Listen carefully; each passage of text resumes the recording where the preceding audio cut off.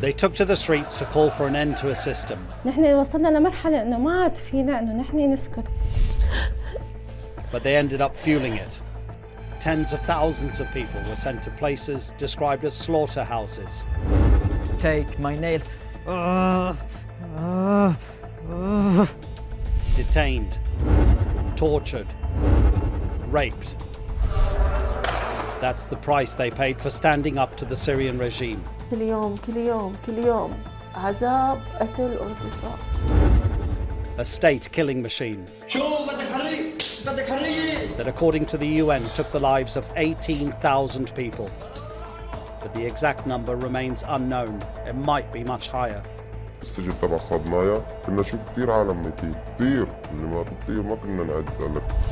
This is the story of some of those who survived.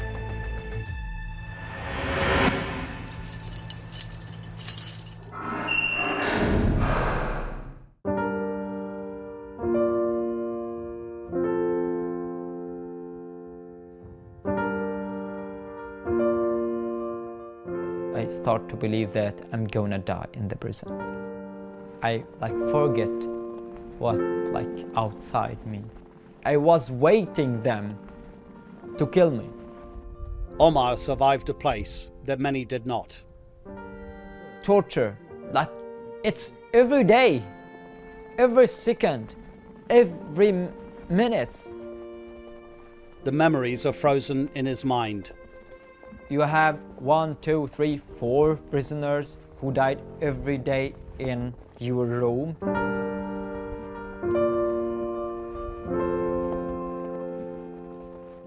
He spent a year in Syria's most infamous prison, Sadnaya. We get 40 centimeter by 40 centimeter. It's your place to stay in this jail with a lot of prisoner. You can't sit, you can't sleep. So we came for this place, very small place, and just stand up for 2-3 days. You are hungry for 2 years ago. You can eat the stone if we have stone here. Omar was 17 when he was arrested. He had joined protests against Bashar al-Assad's regime to denounce its corruption. The rules or the traditions in Syria say that the will hear you. You can't speak about anything. You can't speak anything about politics. I have seen the corruption. When we try to make some greenhouse, the security coming, police pay for us. If you don't pay for us, we can stop all your job. Just my father pay 500 lira just to make them shut their mouth. This is how Omar looked when he left jail. His mother had to pay a $15,000 bribe to get him out.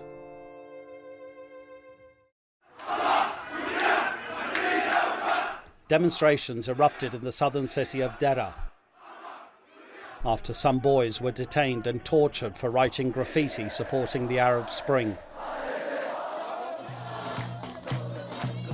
The protests spread quickly across the country. Bashar al-Assad's regime responded by killing hundreds and imprisoning and torturing many more.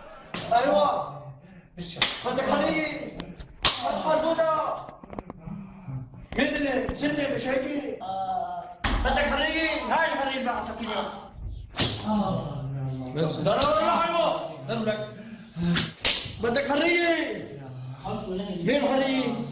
مين ربك وراه؟ بدكم تحاربوا العلوية مو يا كلاب؟ مين ربك؟ بدكم تحاربوا العلوية؟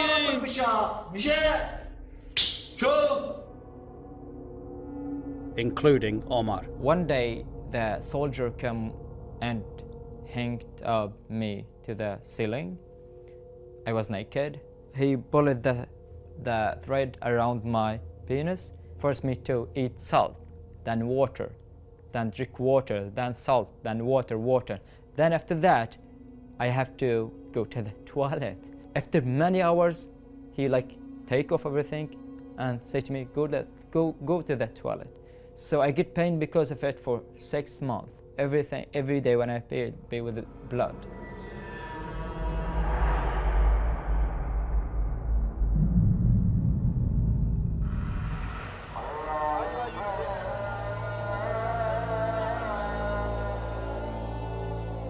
torture is widespread, and women are not spared. After protesting, Lola was violently arrested at her home in front of her children. She was still breastfeeding the youngest one. هو السجان كان منظره مثل أفلام المصارعات، ضربني بالكف وقال لي اشلحي. فكان التفتيش بشكل عاري للأسف. She says the next 3 years were unbearable. شبحوني 6 ساعات. طبعا هي الشبح حدايد بالسقف، بيعلقوني من ايدي وايدي الثانية لفوق، بيوقفوني يعني بيرفعوني عن الارض على رؤوس اصابعي، يروح يجيب الكهرباء يكهربني وانا مشبوحة وقت اللي اغماء مشان اصحى. Part of the torture included being forced to see what other detainees had to go through. في شخص ضلوا يضربوه في راسه على الارض، نحن نسمع صوت كيف عم بضربوا راسه على الارض، من شدة ما ضربوه راسه على الارض سمعنا شخرته، سمعنا قالوا يلا يلا شيله وزته فطس. Or worse, commit crimes. One day inside a prison, the security came with knife in his hand, and he gave this knife to the head of the room. The head of the room is a prisoner. And he said to him, I want to see that you killed your cousin. And I was in this room. He came to his cousin, put him in this way. And he cried so much and tried to whisper with his brother. You can't speak in prison, inside neighbors, you can't speak, you can't just say so. So he tried to say, I'm sorry, I don't know what I have to do. So it's like his voice was so tired and he was very scared. And when the police start to be very close to us, everyone is so scared of that, then he killed his cousin.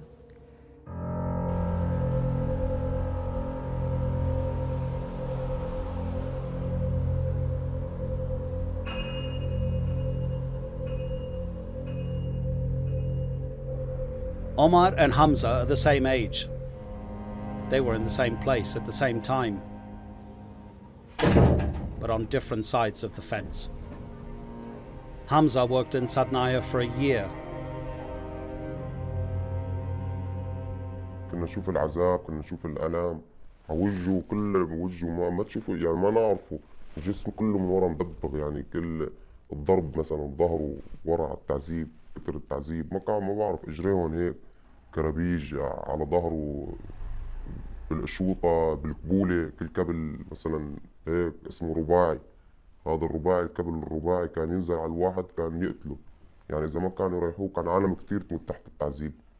كان يحبسوا الواحد الشخص يحطوه بعزل اسمه عزل، كان ينام على الواقف، بده يعمل ويسوي وياكل ويسوي بأرضه، ما في حمام ما في شيء، كل شيء هو واقف، يعني أوقات يموت هو واقف.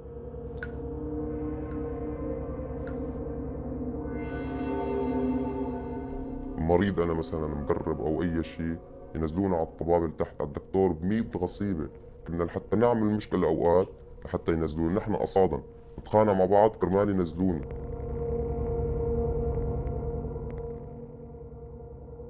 Today he's hiding in Beirut in fear of retaliation from both sides. بحاول أخبي أحسن لإلي، لأن قلت لك في ناس ممكن تقدر توصل لي، ممكن من وراء إنه حكيت أو أي شيء ممكن يقتلوني. Detainees in Sadnaya become numbers. كثير ناس ما كانت تعرف إنه أولادها جوا، أو إنه ما كانوا يعرفوا أهليهم عنه شيء. الدكاترة إنه يضربوا إبرة ليمحوا له ذاكرته، عشان ما عاد بيعود يعرف شيء من شيء، كانوا يظهروه يمشي مثل المجنون. Hamza says he had no choice. He says he only played a small part in the web of torture set up by the Syrian regime.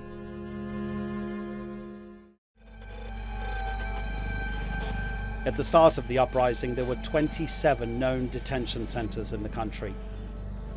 Among detainees, Sadnaya is the most feared. They're usually sent there to die. But Between 20 and 50 people are hanged there every week, and many more are killed through torture and starvation or die from disease. The system was established 4 decades ago by Bashar al-Assad's father, but its existence is still denied by his son.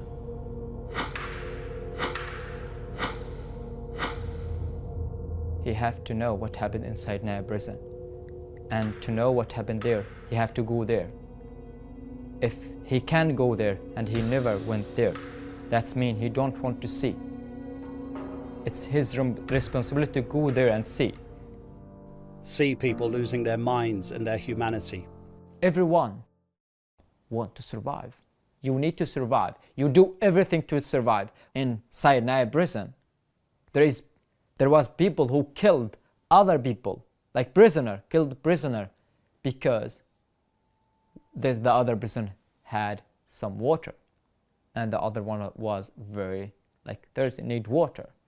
The child killed his father to get, just bread.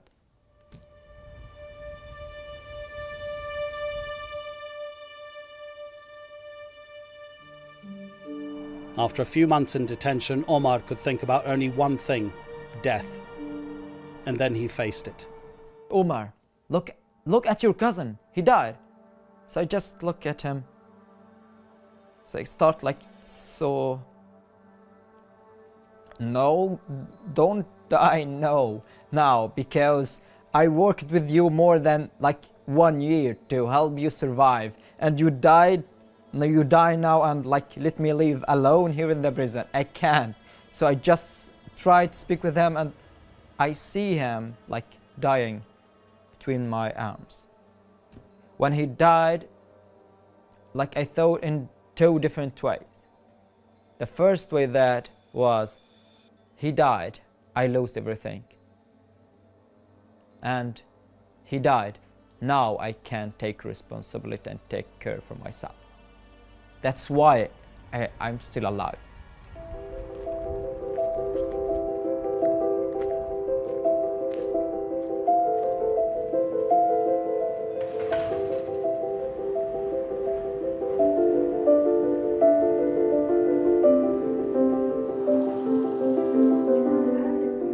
It's an important day for Omar. After going through a tough selection process, he's a finalist in Sweden's main public lecture contest. A chance for him to share his suffering.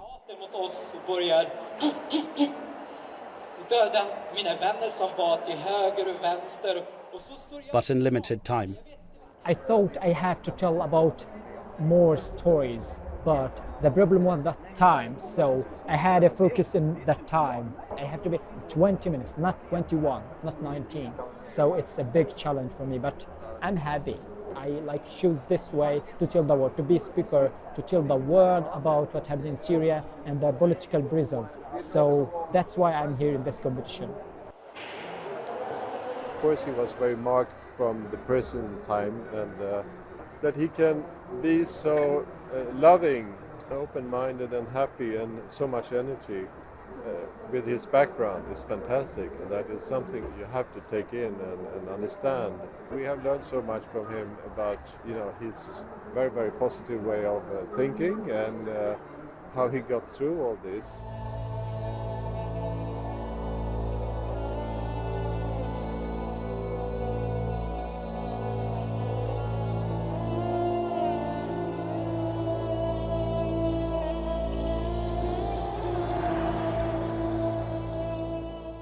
When Lola was released from prison, she fled to Turkey with her children.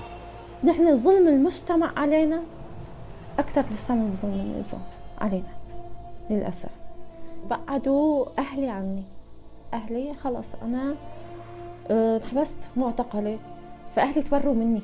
موضوع النساء أصعب لأنه كمعروف أنه بشكل عام أنه كل بنت بتدخل على المعتقل فهي تغتصب. هذا الظاهرة كتير منشورة نحن بمجتمعنا. فبصراحة يعني احكي أنا بشكل عام، يعني حتى لو كان مثلا هلا ما كل بنت بتدخل لجوا بتغتصب، في اغتصابات ما بنقول لا، بس ما فينا نشمل الكل. في حالات بتصير طلاق، انه وقت بتطلع الزوج بيطلق مرته. طب معلش انه هي اغتصبت، بس انت ظلمتها اكثر من النظام، لانه هي مو بايدها، شيء خارج عن ارادتها، هي بالعكس هي ضحيه.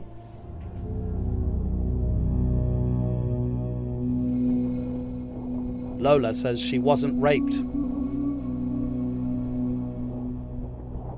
but others were. Like Mira, who grew up in a wealthy family in Hama. Today she's the shadow of her former self. عم تتعذبي بالنهار وبالليل اغتصاب وأبشع وأقذر الحقارة الموجودة فيهم. وقت اللي خلصوا منك بالاغتصاب زتوكي للشباب اللي تحت ايدهم الجيش او العساكر، مشان بعدهم العساكر يتسلوا. هذا اللي لحمس عليكي من هون وهذا اللي لحمس عليكي من هون.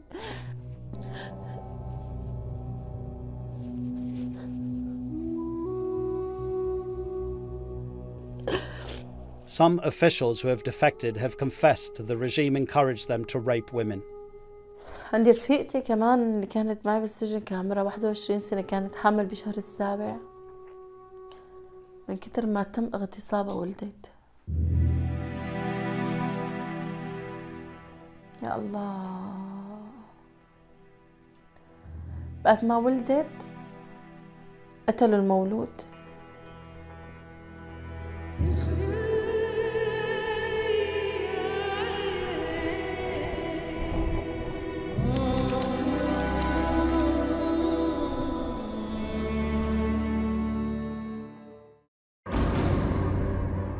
Just like that, the security come to your room, say to everyone naked, okay? You do that directly if you have clothes. The jailer choose someone who have a big body, choose the youngest boy, the child in the prison. We was 14 years old, and ask the strong prisoner to rape the child. It's so difficult for both. No one want to do that. No one can do that with boy. The security said, if you don't do that, I'm gonna kill you. I'm gonna do that with you. You are gonna lose your life in difficult way. And this prisoner can't choose what he wanna go do. Just he did it. After that, this child just stopped eat, stopped water, and just sat in the corner and died there because of kind of torture. And it was like system to do that.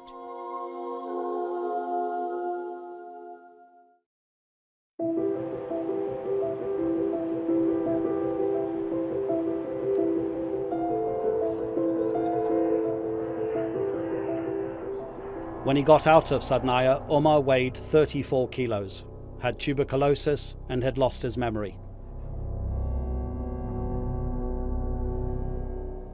His mother hardly recognized him when he finally joined her in Turkey. She decided to send him to Europe to be treated, a long journey that would have been impossible without his younger brother. My brother's role was just to carry my stuff and to help me at the way, maybe if I can't eat, he had to put the food in my mouth. It was so dangerous trip to take, the boat from Turkey to Greece, because it was 7.5 hours and the water was so, and everyone is crying.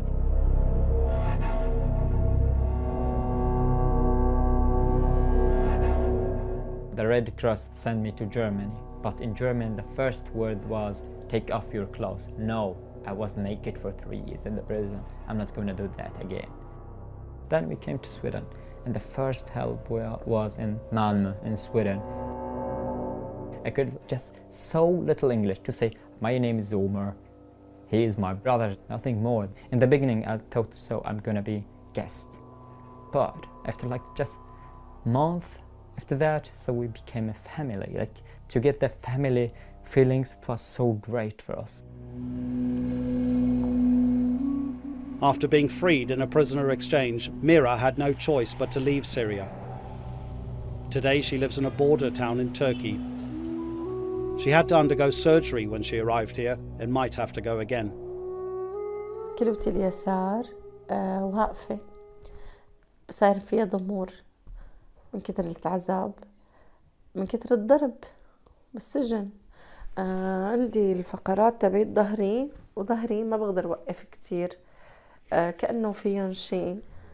أسناني طبعا رايحة 3/4. And the damage is more than physical.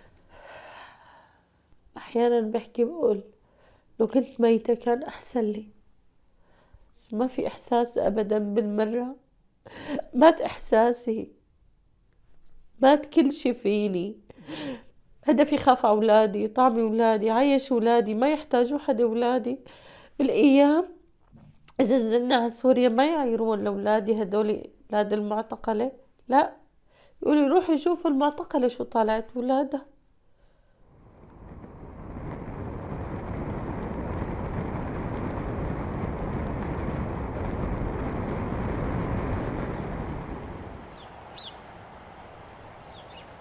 Det är en plats i talarforum, masterclass, det vill säga Omar lost the contest, but in jail he learnt resilience. I wanted to win that because I wanna get more people, more like a good position to tell the world about the story, about Syria and about the migration. But it's a motivation day for me to continue that. I'm a finalist and that's so good for me. I'm so happy, satisfied to be here. Even if I don't win that, but I'm gonna do something else. Gonna like win something else.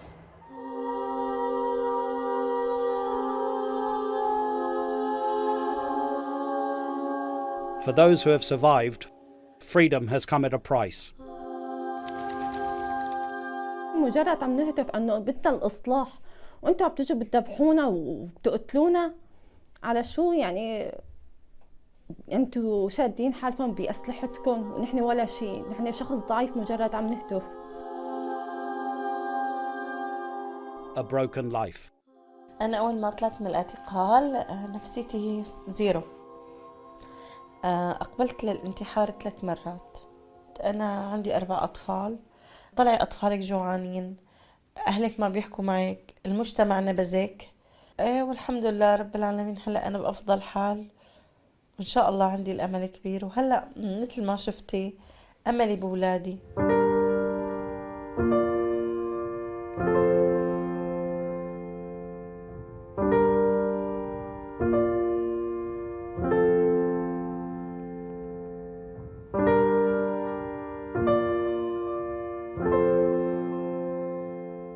When they put me in the jail for 2 days, only 2 days, I learned what the meaning of freedom.